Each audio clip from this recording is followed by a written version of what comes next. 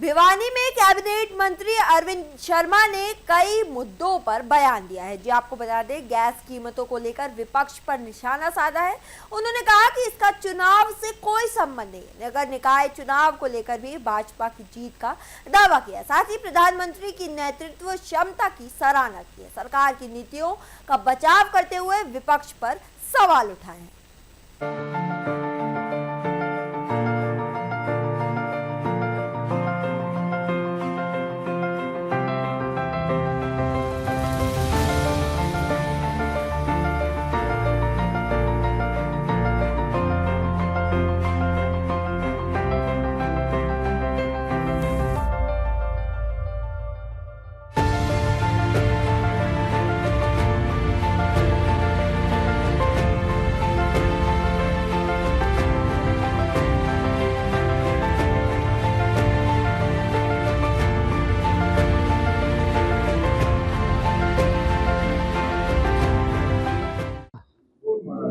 भिवानी भी रिसार भी। हाँ जी, ये दोनों का मुंडाल जो है दोनों का सेंटर 80 भिवानी रिसार भी, जींद भी, रोहतक भी। 2 किलोमीटर। और ये तो एक ऐसा सेंटर पॉइंट है, जैसे गोहाना भी सेंटर पॉइंट है। गोहाना उतना है रोहतक से, उतना सोनीपत से, उतना जींद से, उतना है पानीपत से, उतना है जुलाने से। बहुत सेंटर पॉइंट है। तो ये भी एक सेंटर पॉइंट है। आए आज भाई हमारा राहुल जिला परिषद मेंबर बहुत ही कर्मठ और बहुत अच्छे से भारतीय जनता पार्टी का झंडा ऊंचा उठाते हुए कमल का फूल हाथ में लेकर के चलता है और युवा मोर्चे का अध्यक्ष भी है।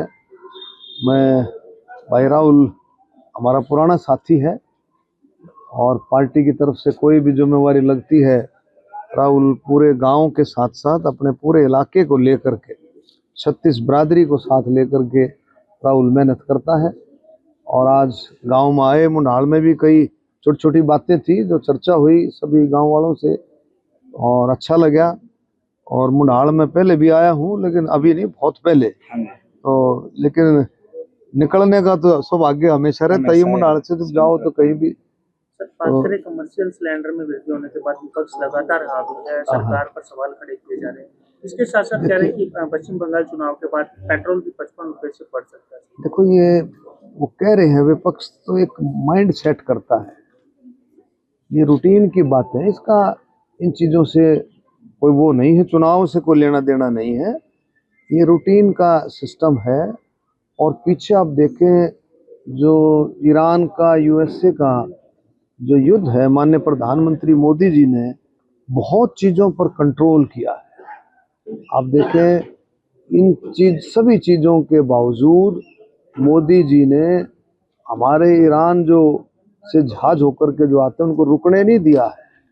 ये मोदी जी की लीडरशिप है और मोदी जी की जो इंटरनेशनल जो स्ट्रेटजी है, उसको हम कह सकते हैं कि किसी तरह का भी भारत को किसी तरह का भी नुकसान, हिंदुस्तान को किसी तरह का नुकसान नहीं होने दिया है।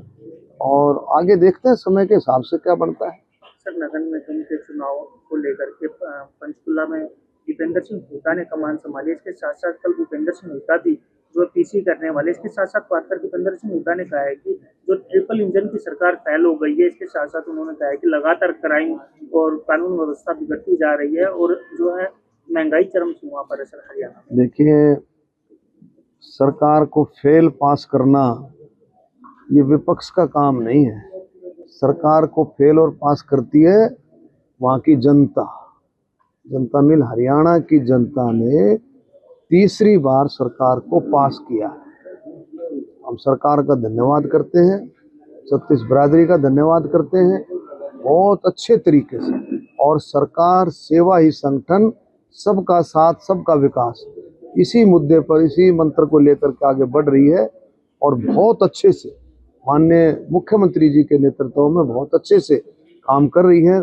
और मैं दावे के साथ कह सकता हूं कि आने वाले ये जो अभी जो पोलिंग होगी 10 तारीख को, नगर निगम और इसके साथ नगर परिषद और नगर पालिका, इन 7 जगह चुनाव हैं। सातों की सातों जगह कमल का फूल खिलेगा, भारतीय जनता पार्टी का झंडा फहराएगा। सर, पश्चिम बंगाल और असम में किस तरह से देख रहे हैं, किस तरह के रुझान? देखिए पश्चिम बंगाल में आपने देख लिया जो एग्जिट पोल है किस तरह से। सबसे बड़ी बात पश्चिम बंगाल में मैं कहूँगा, एक बहुत बड़ी बात, आज तक जितने भी चुनाव हुए कितनी कैजुअलिटीज पश्चिम बंगाल में होती थी, लेकिन माननीय प्रधानमंत्री मोदी जी और हमारे गृह मंत्री अमित शाह जी, इन्होंने जिस तरह से प्लान किया है इलेक्शन को,